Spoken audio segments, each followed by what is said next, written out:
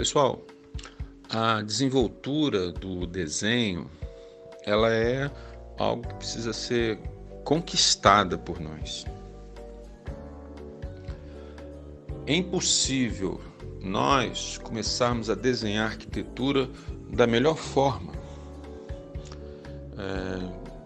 da forma mais conveniente, com mais assertividade para os nossos projetos, porque o nosso início de desenho, o início do desenho de cada um de nós aconteceu de forma diferente, de forma individual.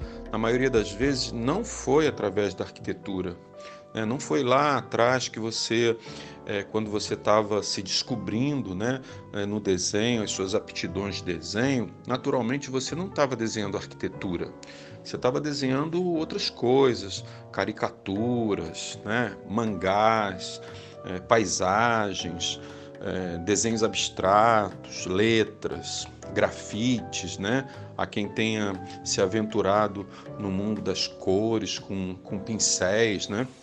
E todo mundo teve então um início particular nesse universo do desenho. E agora mergulha nas necessidades de representação que a arquitetura nos impõe, porque o desenho ele é uma linguagem, e é uma linguagem como outra qualquer, ela vai nos comunicar com as pessoas. Então, um desenho, ele se comunica de forma universal.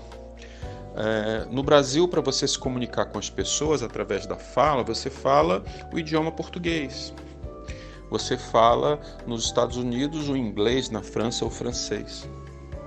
Então, para que as pessoas te entendam, você precisa identificar um código de idiomas para você se comunicar. O desenho é como uma carteira de motorista. Você você dirige um carro em qualquer canto do mundo, né? Então, existem ali códigos de desenho que precisam ser respeitados. Então, para que esse idioma consiga ser entendido pelas pessoas, se você começar a desenvolver os seus próprios códigos de desenho, sobretudo falando sobre desenho técnico, você vai criar um idioma particular seu e as pessoas não vão compreender o que você está querendo dizer. Então, a arquitetura, o design de interiores, eles vão exigir de nós um determinado tipo de desenho para que a gente consiga ter uma bela comunicação com as pessoas. Essa comunicação mais assertiva, né? Ela vem com o tempo.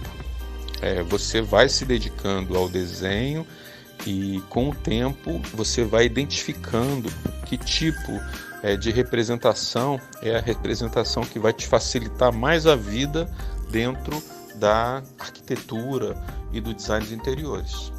Então, é preciso que nós consigamos entender qual é o tipo de desenho que vai nos ajudar mais a representar as nossas ideias.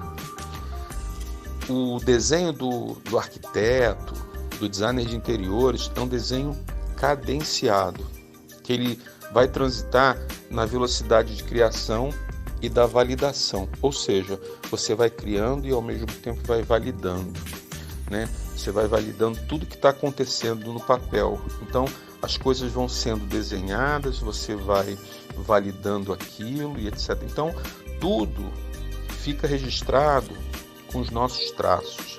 E é por isso que a gente não deve usar borracha, né? Enquanto a gente estiver no processo criativo, né? Porque o fim desse processo criativo nós não enxergamos, nós não sabemos ainda, né? Então, e é por isso que nós desenhamos na arquitetura com um papel manteiga, né? Um em cima do outro. A gente vai tendo uma ideia, em vez de apagar aquilo dali, a gente apaga um registro, né? Em vez de apagar aquilo dali, a gente coloca um papel manteiga em cima. E a partir dali, a partir daquela ideia que está estabelecida, a gente vai criando outra, a evolução dela. Então a gente vai acumulando desenhos, um em cima do outro, um em cima do outro. A evolução do desenho e a nossa ideia, ela começa a ganhar corpo no momento em que a gente vai enxergando com mais clareza os nossos pensamentos. Tudo deve ficar registrado, porque depois você pode pegar aquilo dali e jogar fora, mas para o processo criativo é como se essa atitude de desenho nos permitisse fotografar a evolução do nosso pensamento.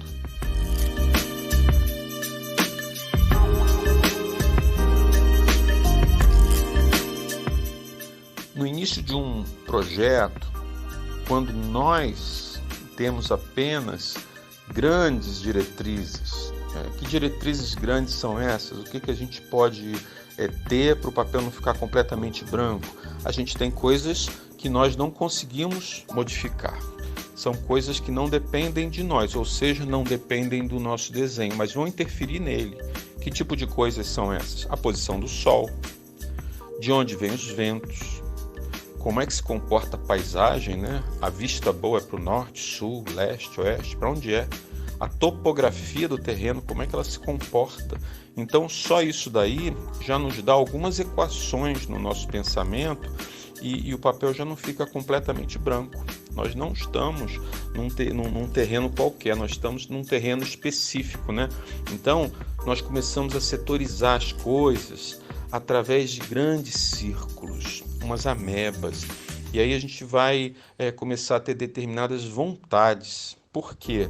Porque aqueles problemas vão aparecendo e nós vamos solucionando através do desenho que a gente vai fazendo, através das demandas do próprio projeto.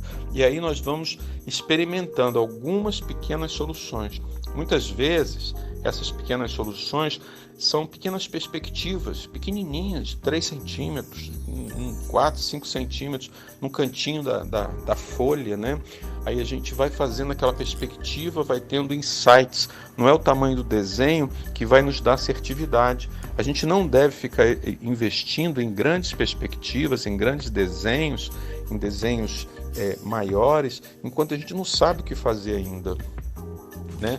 Então, muitas vezes, um projeto, sobretudo aqueles projetos resolvidos em terrenos acidentados, eles são resolvidos e concebidos através de um corte. Você faz um croquis de um corte e ali o corte ele vai te mostrar a solução de projeto. Você vai muitas vezes, através de um corte, chegar na solução do seu projeto. Então, nesse momento onde o papel está branco, ele começa a ganhar uma porção de linhas, de círculos, de setas que ninguém vai entender. Apenas você consegue entender aquela bagunça que representa o seu pensamento. Porque se as pessoas te perguntarem como é que está o projeto, né?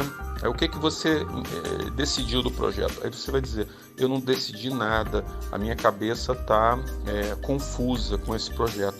Então, nesse momento que a tua cabeça está confusa, o teu desenho também deve estar confuso. E a partir do momento que a tua cabeça começa a ter algumas certezas, o teu desenho começa a ganhar contornos mais expressivos. E as pessoas começam a poder começar a entender um pouquinho aonde você quer chegar. Porque a tua cabeça está deixando a confusão um pouquinho de lado. E é por isso que nesse momento nós devemos usar um grafite bem macio, uma lapiseira muito grossa, que ela deslize pelo desenho de uma forma solta, ela não te impeça de enxergar os seus pensamentos, de representar o que se passa na sua cabeça. Então, o grafite tem que deslizar sobre o papel. É aí que nós desenhamos com lapiseiras muito grossas, né? A partir do momento que as ideias vão ficando mais assertivas, a gente vai tendo mais certezas, a gente muda a lapiseira. Se nós usarmos um grafite fino e a gente der uma linha dessa, desenhar uma linha dessa no papel, a gente vai ficar com uma angústia de estar desenhando e não estar enxergando nada. O grafite fino ele vai ser usado depois para representar não as ideias, mas as certezas. Então, no momento da primeira concepção do projeto, o grafite fino não tem vez, não tem lugar.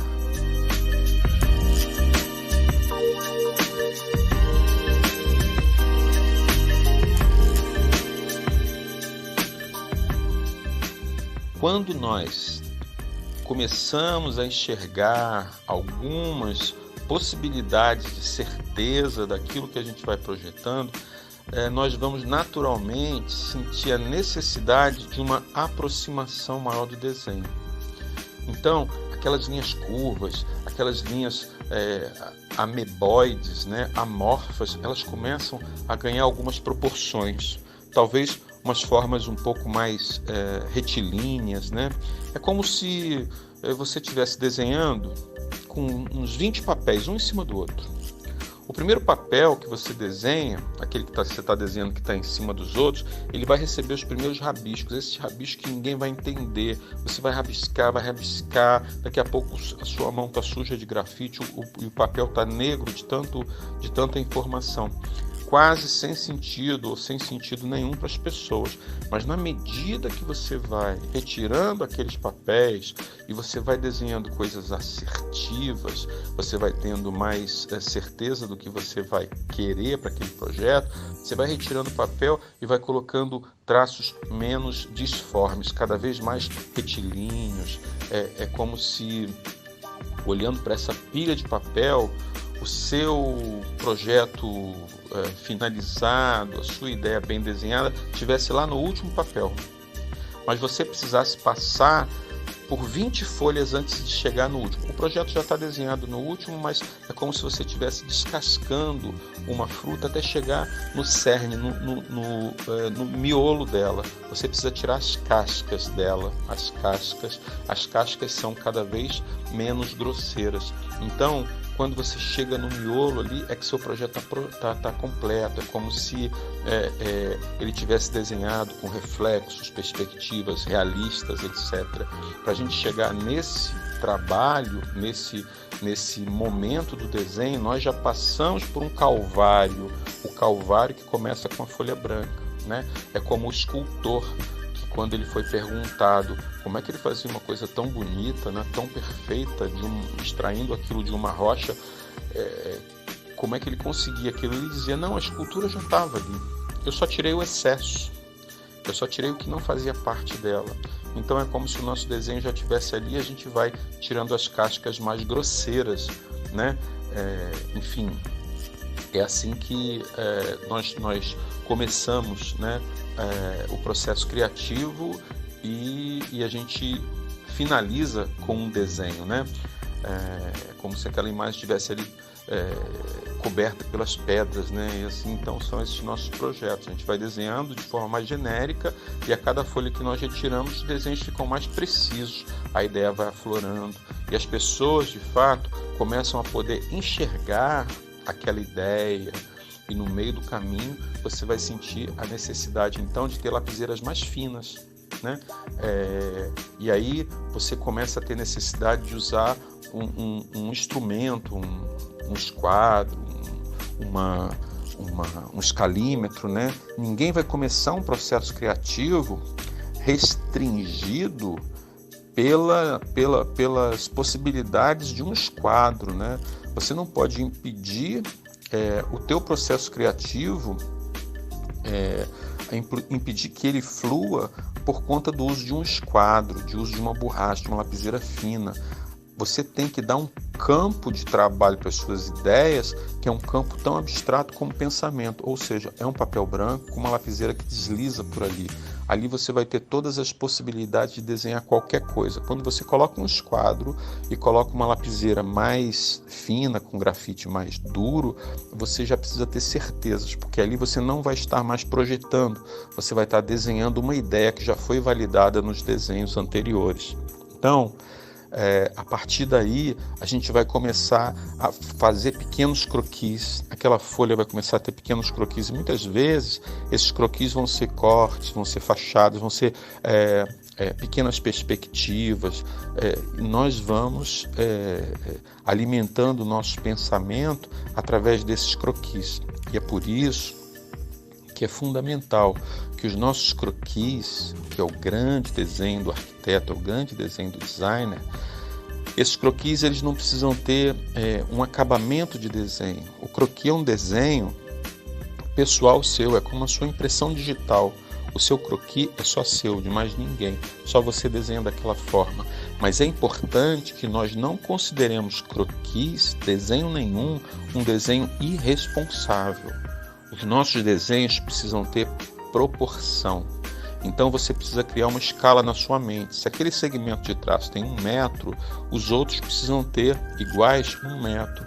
E aí o que vai acontecer? Quando você chegar no trecho final do seu desenho, aquilo que você vai ver, embora não tenha sido feito com escalímetro, não tenha sido feito com instrumento, ele não vai fugir das proporções reais do que vai acontecer quando você passar para o computador, começar a desenhar aquilo no AutoCAD, no SketchUp, no Revit, onde for, ou em desenhos manuais com instrumentos.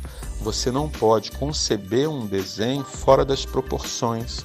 Então nós, arquitetos, designers de interiores, nós temos que desenhar os nossos croquis, mesmo que seja um croquis feito no guardanapo, na mesa do restaurante ou em cima da coxa. Aquele desenho ele precisa ter uma proporção muito próxima da proporção real. Então o nosso desenho tem que ter a responsabilidade de, mesmo em um guardanapo de restaurante, ele ter uma proporção parecida com a real. Ou seja, se você vai desenhar uma parede que tenha 3 metros de altura e 4 de largura, você não pode desenhar um quadrado. Você tem que desenhar um retângulo mais ou menos com essas proporções. Por quê? Porque as soluções que nós vamos dar para aquele desenho são soluções que o nosso cérebro vai validar. Então, se você deu uma solução para uma parede 3x4 e você desenhou um quadrado, o teu cérebro entendeu que aquilo está bom e você gostou daquele desenho. Na verdade, você não gostou de um desenho feito numa parede 3x4. Você gostou de um desenho que se encaixa numa parede quadrada. E é por isso que nós temos que tomar cuidado com essas proporções, porque faz parte da nossa grande responsabilidade conosco mesmo, né, de validarmos um desenho nos croquis, e quando formos passar para frente, nas etapas posteriores, esse desenho ele precisa continuar em proporção, porque senão nós vamos ter feito um desenho, gostado dele, mas ele não se encaixa mais no nosso projeto.